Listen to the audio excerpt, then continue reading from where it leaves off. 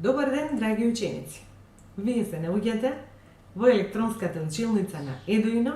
Моето име е Елизабета Теодосиевска, наставник по македонски јазик во Основното училиште Јана Москоменски од Скопје. Оваа видеолекција е наменета за 9-то од деленците. Насловена е со значењето на делото за македонските работи од Крсте Петков Мисирков. За оваа денешна наставна единица потребни ви се вашиот учебник по македонски јазик, ако е овој кој што го имате на вашите екрани, страница број 7 и 8, некое средство за пишување и вашата тетрадка по македонски јазик. Додека зборувам, слободно стопирајте го видеото на некои моменти, фаќајте си забелешки за поважните работи или кои што треба да ги знаете од оваа видеолекција. Па да почнеме.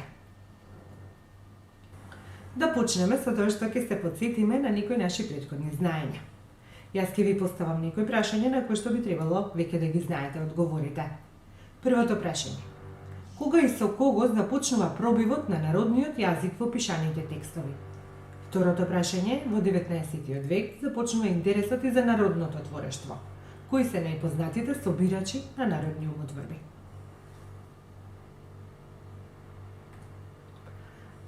Одговорите би требало да ви бидат нешто слично на ова. Пробивот на народниот јазик во литературата започнува во почетокот на 19 век со појавата на просветителите Кирил Печиновиќ, Јоаким Крчовски, Теодосиј Синајцки и ред други. Одговорот на второто прашање, односно кога започнува интересот за народното творештво и кои се најпознатите собирачи од тој период на народни умотворби, најпознати собирачи на народни умотворби, значи се браќата Миладиновци, потоа Марко Цепенков, чиј што собран опус е најголем по квантитет, и Кузман Шапкарев и други. Следно прашање. По однос на прашањето за јазикот, се појавуваат две гледишта околу кои се дели интересот на македонските интелектуалци. Може ли да ги објасните двете гледишта по однос на јазикот кои што се актуелни во тој период? Двете гледишта по однос на идниот литературен јазик биле: првото, за јазик кој што ќе се изгради врз поширока дијалектна основа, со коалиција, односно со некоја заедница со бугарскиот, српскиот, рускиот и така натака. И второто гледиште е за јазик кој што ќе се изгради врз западно-македонските дијалекти, односно централните говори од Велес, Прилеп, Битола и Охрид. Четвртото прашање. Кои автори и нивни дела ги знаете од овој период? На вашите екрани, значи, имате фотографии на позначајните автори од тој период. Разгледете ги, погледнете ги и дали може да ги препознаете.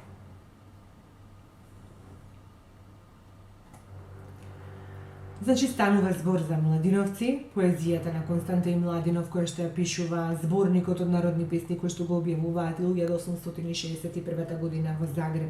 Жинзифов објавува поема Крвава кошула, објавува ред песни, објавува раскази, најпознат му е Прошедба и така натака, кој што представува прв расказ во македонската литература. Прличев го пишува Сердарот во тој период, неговата автобиографија како прв таков вид во нашата литература. Чернодрински, Војдан Чернодрински, драмата Македонска крвава свадба, Мисирков, грандиозното дело за македонските работи, објавено 1903 година во Софија.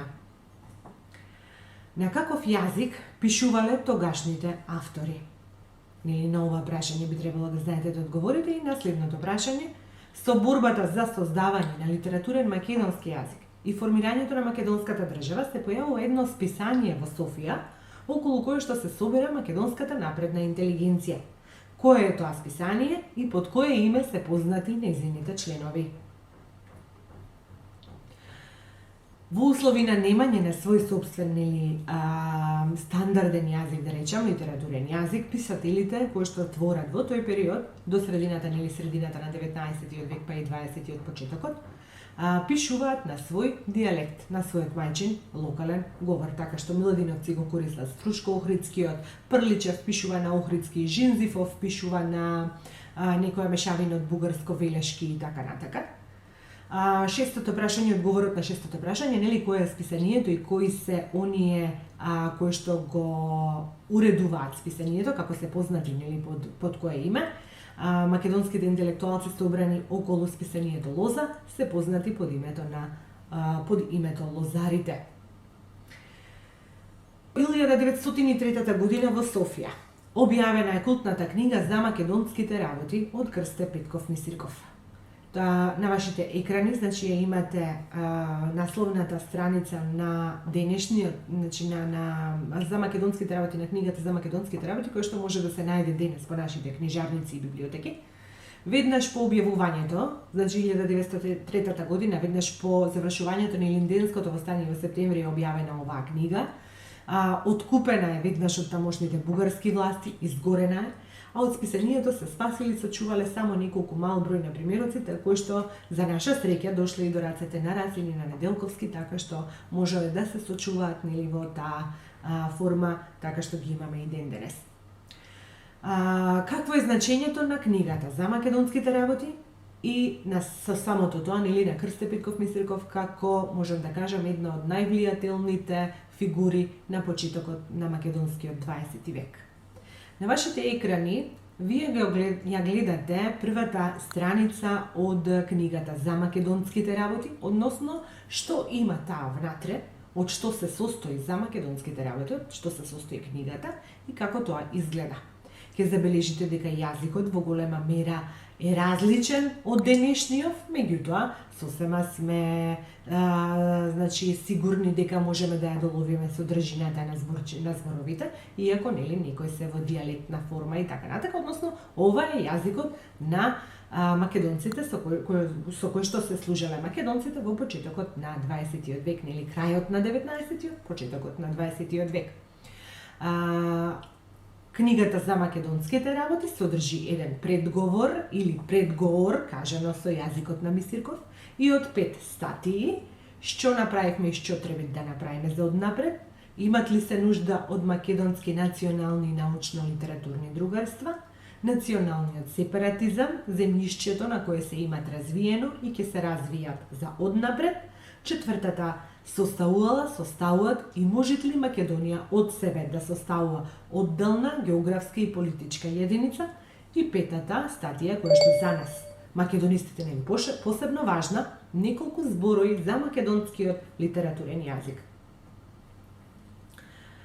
Еве ги истите статии, значи ги имате на вашиот екран, меѓутоа пишани со македонска кирилица поразбирлива.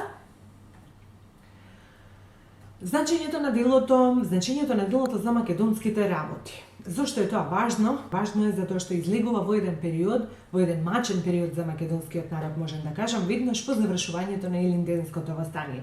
Илинденското востание знаеме дека е избувнато, нели, на 2.8.1903 година.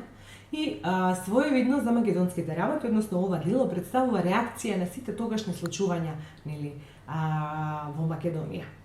Првата статија гласи што направивме и што треба да направиме за однапред, или во превод да речеме што направивме и што треба да направиме во иднина, што треба да правиме во иднина.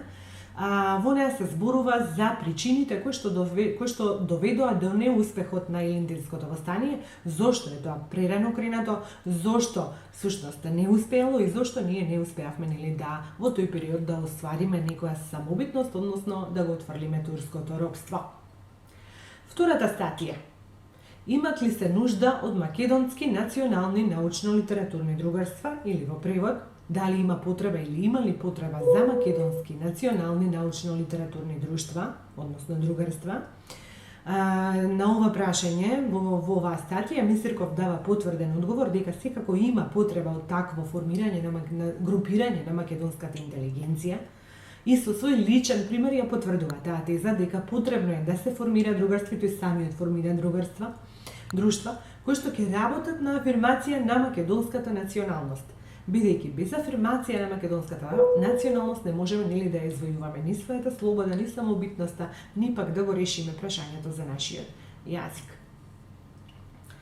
Третата статија од за македонските работи носи наслов Националниот сепаратизам, земјишчето на кое се имат развиено и ќе се развијат за однапред, односно националниот сепаратизам, земјиштето на кое се има развиено и ќе се развива нели напред или во иднина. Го опишува во оваа статија, Мисирков го опишува македонскиот народ како нација во развој, односно нација која што се уште си го бара својот идентитет. При тоа ја разоткрива асимилаторската политика на соседните земји, држави, насочени против македонскиот народ, против македонскиот јазичен, културен, етнички идентитет и всушност представува една политичка анализа на положбата на македонскиот народ и секако предлог програма за македонското народно ослободително движење, како треба да тече ослободувањето на Македонија, не само од турското робство, туку и од разните асимилаторски политики на соседните држави, пред се на Србија, на Бугарија и на Грција, а при тоа нели и за асимилација на македонскиот народ, претопувањето на македонскиот народ во другите балкански народи. Четвртата статија. Составуваат и можат ли Македонија да составуваат од себе одделна географска и политичка единица? Или во превод, составува и може ли Македонија да составува од себе, односно да состави од себе одделна етнографска и политичка единица? Односно, дали Македонија може да состави една самостојна држава, да биде самостојна држава? Во оваа статија Мисирков зборува за историјата на јужнословенските народи и при тоа констатира, и тоа од исклучително гледна позиција, односно од гледна точка на историчар, кој што добро ги познава работите, со тоа што нели студира на историскиот факултет во Москва, што значи не зборува на памет, туку зборува со факти, со конкретни докази и така натака, со материјали кои што во тогашно време нели се достапни. Зборува за историјата на јужнословенските народи, констатира дека македонската националност, односно народност, е нешто сосема одделно од српската и од бугарската. Дека централните македонски говори се исто оддалечени, односно еднакво далечни и од српско-хрватскиот и од бугарскиот литературен јазик. Со тоа што значи Македонија, односно македонскиот јазик има посебни обележја кои што ги нема ни во српскиот, ниту пак во бугарскиот јазик. Петата статија, за која што кажав, нели споменав дека е една од најважните посебно за формирањето на нашиот литературен јазик, носи наслов неколку зборови за македонскиот литературен јазик, односно неколку зборови за македонскиот литературен јазик, во кој што Мисирков ги објаснува своите ставови и гледишта по однос на идното формирање, односно на формирањето на идниот македонски литературен јазик. Тука во оваа статија Мисирков прво предлага на борба, на национална борба, меѓутоа на културен план. Да се избориме со помош на перото и со помош на зборовите и со помош на убедувањата. Укажува на постоење на историја на македонскиот јазик како еден од јазиците кои што спаѓаат во јужнословенската група на јазици. Потоа дава теоретска основа за почеток на конечната стандардизација на нашиот јазик, со што придонесува нели за етаблирање на македонскиот јазик, односно за поставување на македонскиот јазик како посебен литературен јазик, различен од српскиот, различен од бугарскиот, и ги дава првите чекори, односно неговите ставови, како треба ние да ги оформиме првиот македонски правопис и македонската азбука. Во тој поглед, нели, во таа насока, тука ги изложува своите предлози и ставови за идниот македонски литературен јазик и со свој пример, нели, ги потврдува. Кои се ставовите, нели, на Мисирков кои што ние денес сме му ги прифатиле, односно ги имаме во нашиот литературен јазик. Прво, Мисирков предлага за основа на литературниот наш јазик да се земе западното наречје, централните македонски говори, линијата на градовите Велес, Прилеп, Битола и Охрид.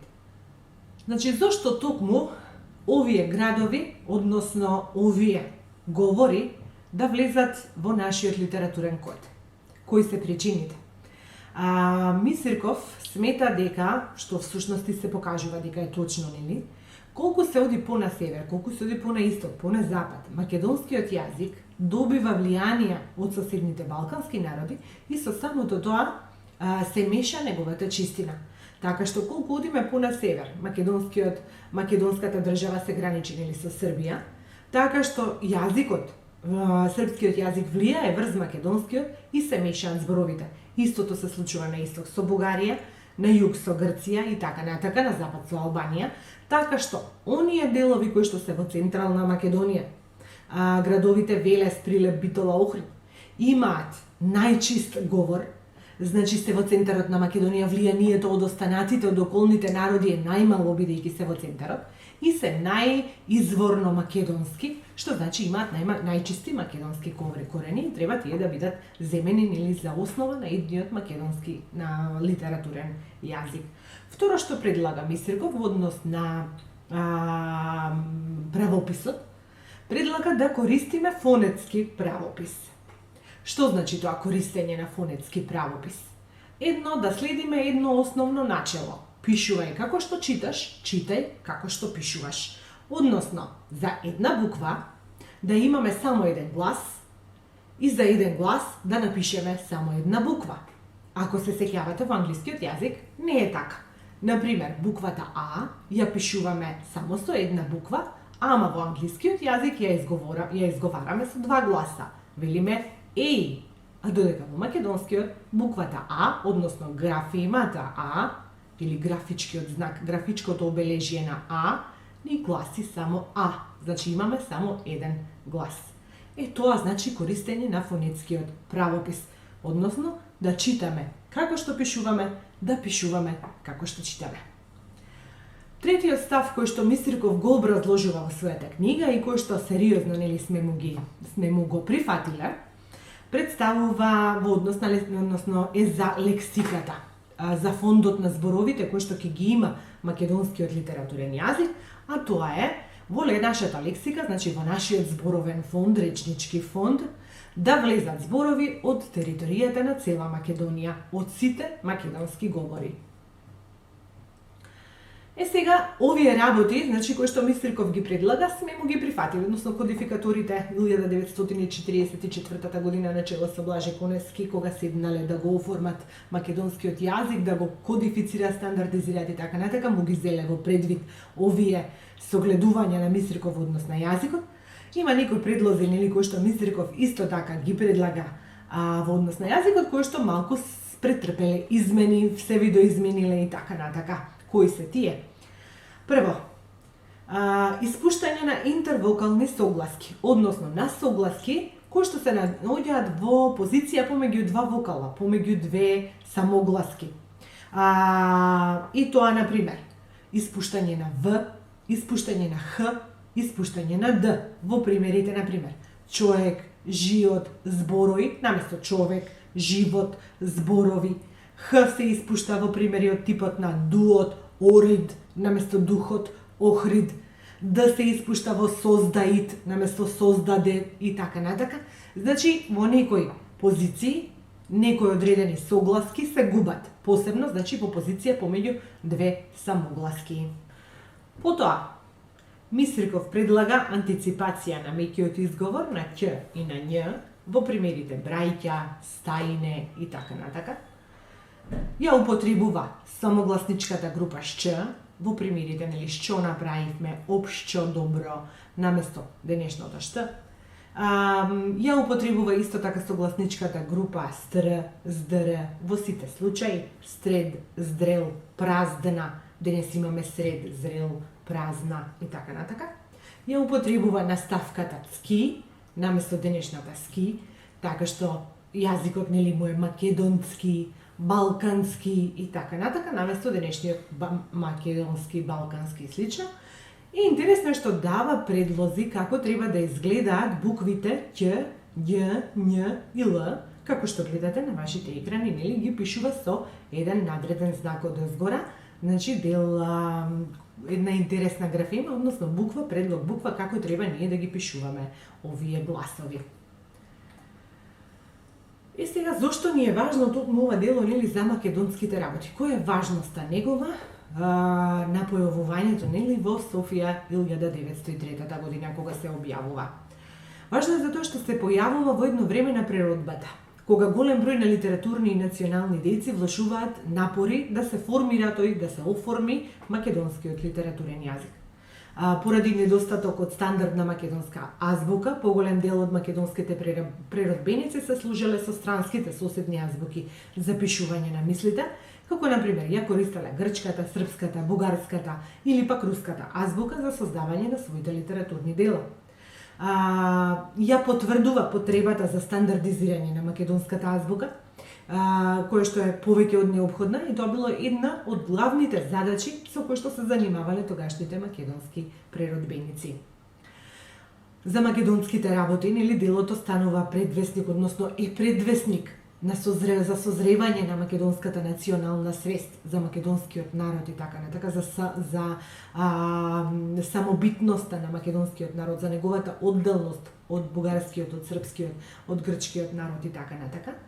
И самото тоа, петата статија од оваа книга се темели и пример по кој што се водат Блаже Конески и кодификаторите, кои што на 2 август 1944 година на првото заседание на АСНОМ, значи на антифашистичкото собрание на Народното ослободување на Македонија, донесуваат решение за кодификација на македонскиот литературен јазик, односно стандарден јазик, со кое што го прогласуваат македонскиот јазик за официјален, односно службен јазик кој што ќе го користи македонската држава. Толку ни беше денешната наставна единица, односно денешната лекција. Доколку внимателно ме следевте, треба да можете да одговорите на поставената чек-листа за самооценување. На следните прашања треба да одговорите на со не да или делумно и да го провериме нивото на усвоените знаења. Првото прашање гласи вака: дали ја сватив содржината на денешната лекција? Дали знам од колку статии е составено делото за македонските работи? Третото прашање: дали знам кои се ставовите на Мисирков за македонската самобитност, односно националност? Следното прашање: дали знам во која статија ги опишува своите погледи за јазикот? И последното прашање: дали можам да набројам неколку причини за важноста на делото за македонските работи? Доколку на овие прашања можете да одговорите со да или со делумно, вашата наставна единица е солидно усвоена. Задача за дома: истражувајте. Пронајдете повеќе податоци за процесот на кодификацијата на нашиот македонски литературен јазик. Прочитете повеќе, за времето на кодификацијата, за начинот на кодификацијата, како тоа нашиот јазик станува литературен. Ви благодарам на вниманието. До следното видување, довидување.